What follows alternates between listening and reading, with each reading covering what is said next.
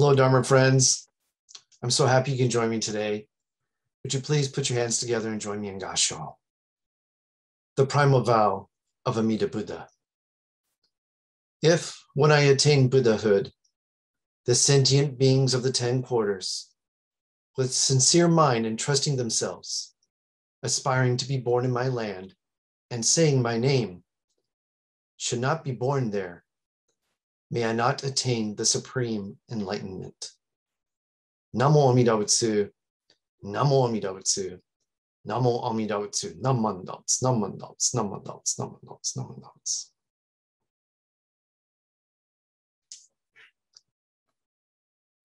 So happy you can join me again today. What I just shared with all of you is something that is absolutely central to the Jodo Shinshu teachings. This is the primal vow or promise, if you will, of Amida Buddha. This vow ensures that we will be born in the Pure Land, a place where we can realize our own Buddhahood after we pass away from this world. And the only thing that we really concern ourselves with is saying the name of Amida Buddha to get there. We refer to that as the Nembutsu, and it is Namo Amida Butsu that actually gets us to the Pure Land. It really takes no effort from us at all because the name is given to us by Amida Buddha. We just need to recognize that gift, which is given to us freely and compassionately and selflessly from Amida Buddha, and say the name as an expression of gratitude, knowing that we will be born in the Pure Land and become Buddhas ourselves.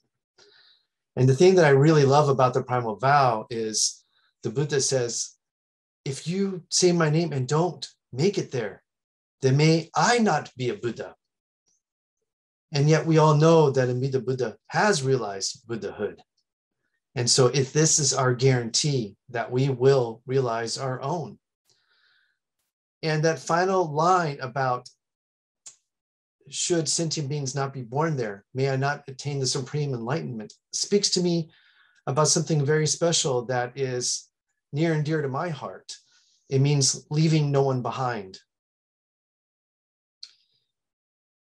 For those of you who have been paying attention to the news this past week and watching the events unfold in Afghanistan, it is absolutely incredible.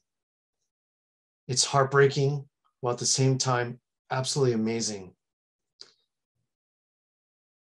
Our country, as well as many others, are there attempting to help people flee that country, flee terror and danger, to make it someplace else that's safe. It really is all about not leaving anyone behind. The compassion that our troops are showing, it's astounding. Pulling people over walls, getting them through crazy crowds, screening them quickly so they can board an aircraft and fly to safety. It just takes my breath away. And yet, it's not just our troops who are there doing that. There's many others. You know, the war on terror, which began almost 20 years ago, and we invaded the country of Afghanistan not too long afterwards, we've had an entire generation of servicemen and women from our country serving over there. Many of them got out of the service, started their own lives, began their own families, started their own careers outside of the military. They're veterans now. And yet that whole notion of not leaving anyone behind is something that is near and dear to every veteran's heart. And I think for many of them, watching what has happened over the last several days has been heartbreaking. They formed bonds and friendships with many people in Afghanistan, especially those who served alongside our troops acting as interpreters or guides. And these veterans felt a deep sense of obligation to help those who served alongside them, their Afghan partners, to help get them out of the country. And so while our troops are there are also veteran networks that are also helping to get people out of the country. Some are doing that remotely from here, and others are actually taking the dangerous journey themselves and guiding them to the safety of the airport to board an aircraft. It's just such an amazing display of compassion and selflessness. I'm truly touched by it. And I would actually like to share with you a story of one veteran whom I had the pleasure of meeting many years ago. His name is Florent Grolberg. And what's special about Florent is that he actually is a Medal of Honor recipient. In 2012, he was standing on a bridge, guiding people across a bridge, checking to make sure that people were safe. When he noticed that there was a man who seemed suspicious, was acting a little bit differently from everyone else, so Florent approached him. And when he got close to the man opened up his tunic and he discovered that he was actually wearing a bomb on his body, a suicide vest. Florent immediately realized the danger that this was placing not only himself, but his troops and Afghan partners that were with him right next to him. He grabbed the man and quickly shoved him aside to get him away from those that he cared about. And the man detonated his vest. Florent was grievously wounded, but he did not die. And one of the reasons why he did not die was that his Afghan interpreter was there by his side who helped to control the bleeding, even though he himself was wounded too. This interpreter stayed with Florent until he could be medevaced out. Florent finished his career in the Army, came back to the United States, and I had a chance to meet him many years ago at a job fair. He was just an incredibly selfless human being.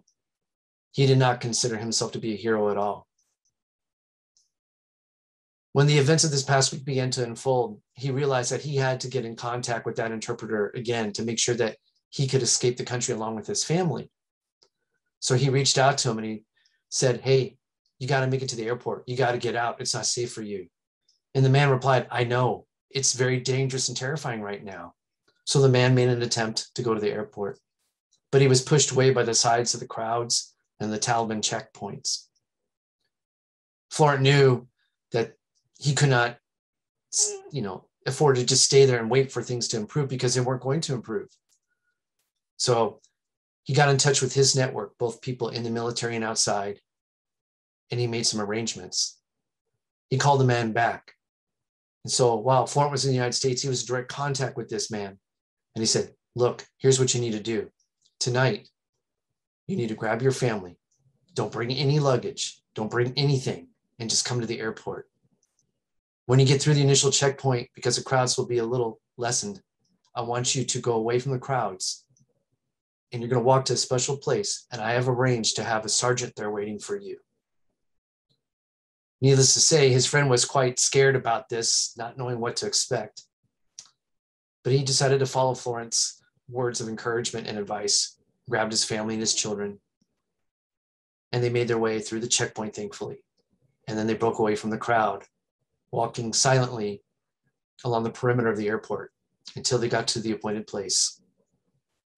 He wasn't sure if the sergeant would be there waiting for them, but then out of the darkness, the sergeant appeared and says, "Come with me, and you will be brought to safety."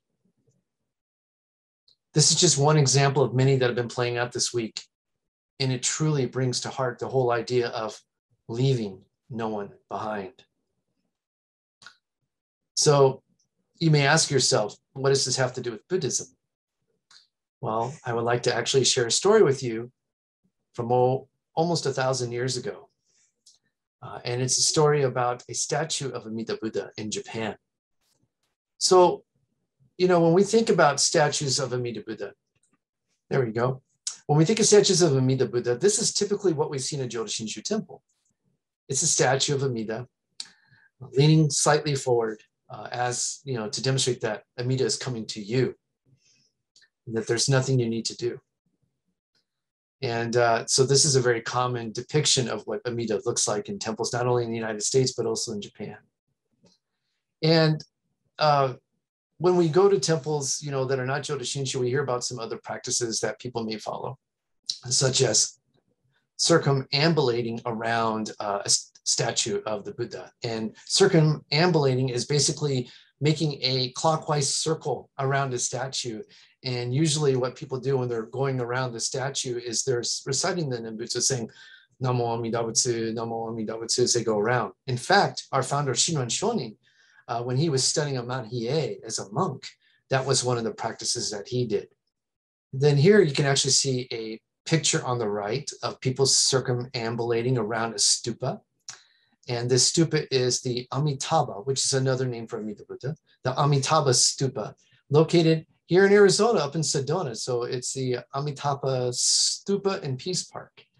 And on the left, you can actually see Amida Buddha inside the stupa. And so people will go there and they will circle around it. So just wanted to give you a visual so you understood what that meant.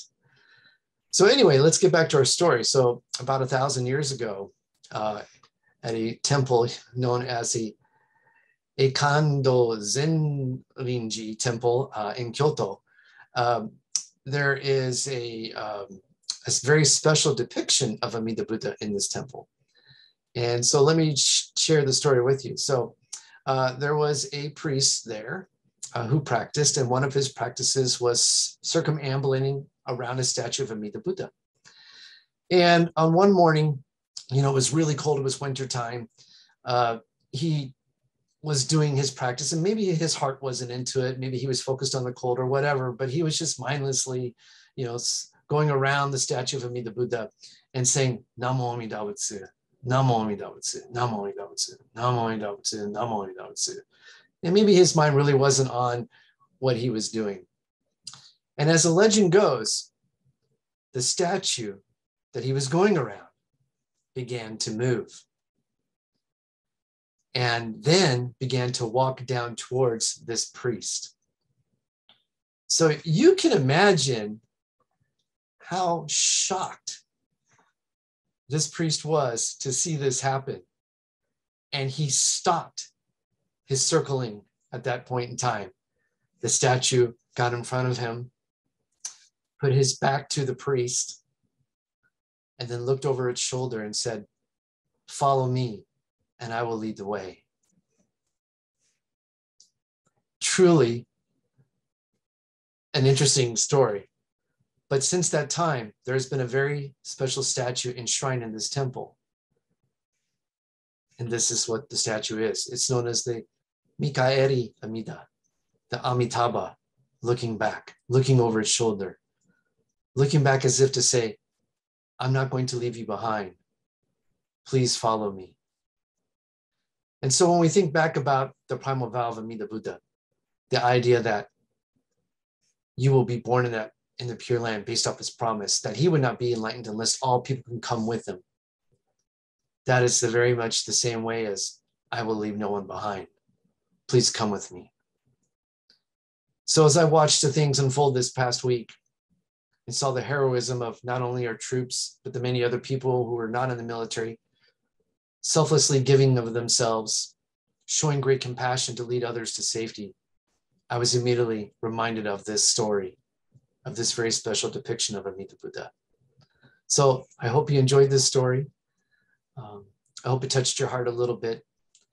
And remember, regardless if Amida Buddha is facing you or looking over your shoulder, because of the primal vow, you will be born in Amida's Pure Land.